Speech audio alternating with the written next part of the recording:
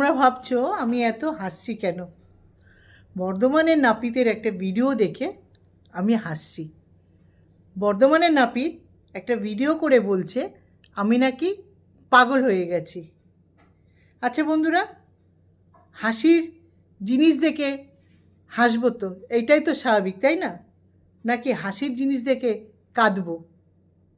আমি একটা হাসির ভিডিও দেখে আমি হাসছিলাম, সেই দেখে নাপিত বলছে আমি পাগল হয়ে গেছি।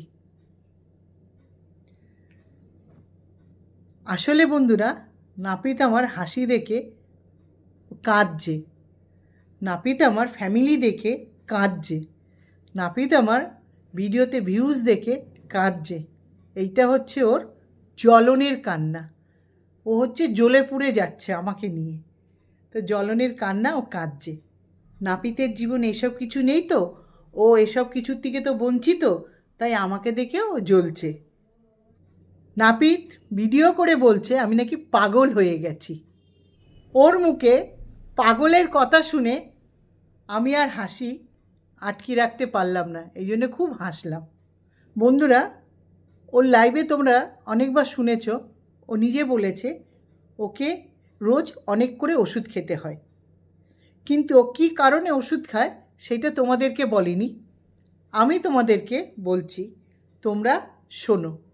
বন্ধুরা, ওর ভেড়া স্বামীটা রোজ মদ খেয়ে চুর হয়ে অফিস থেকে বাড়ি ফিরে।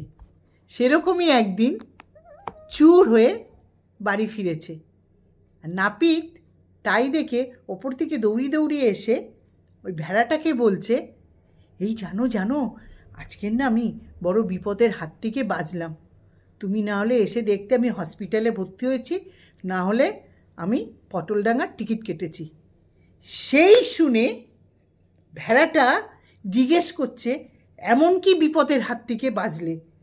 তাহলে বলছি শোনো, তোমাকে বলি, আমি সন্ধেবেলা ছাদে উঠেছি, আর আমার পিছনে পিছনে বড় খোকা ছাদে উঠেছে একটা টর্চ হাতে নিয়ে। উঠে বলছে, মা মা, আমি না পাশের বাড়ি নারকেল গাছে টর্চের আলোটা ফেলছি, তুমি ওই আলো ধরে পাশের বাড়ি নারকেল গাছে ওঠো। তুমি তো জানো আমি বড় খোকার কথা আমি একদম ফেলি না, ওর সব কথা আমি মানি। আমি জানো একদম ওই টর্চের আলোতে উঠতে গেছি, একদম উঠে ওর কথার মতন ওই বাড়ির নারকেল গাছে যেতে গেছি।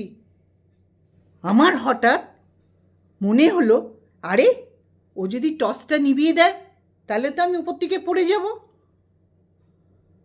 আমার হাত পা পুরো গুঁড়ো গুঁড়ো হয়ে যাবে, আমি তো আর বাঁচবো না, আমাকে তো পটলডাঙ্গার টিকিট কাটতে হবে। আমার তখন হট করে চেতনা জাগলো, না বাবা আমি উঠবো না। এই হচ্ছে আমার বড় দুর্ঘটনার থেকে আমি বাঁচলাম।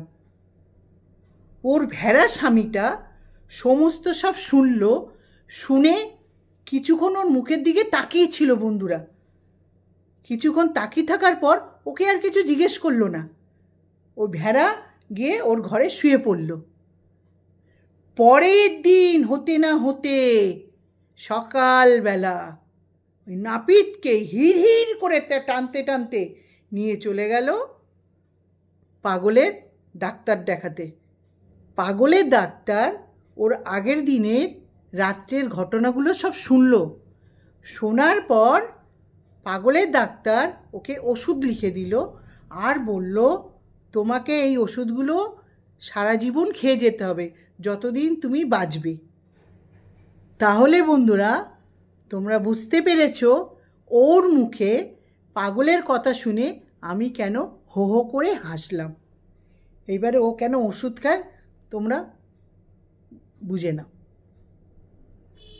তাই এখানে আমি রাখছি, তোমরা সুস্থ থেকো, ভালো থেকো। হরে কৃষ্ণ, জয় গুরু, বাই বন্ধুরা।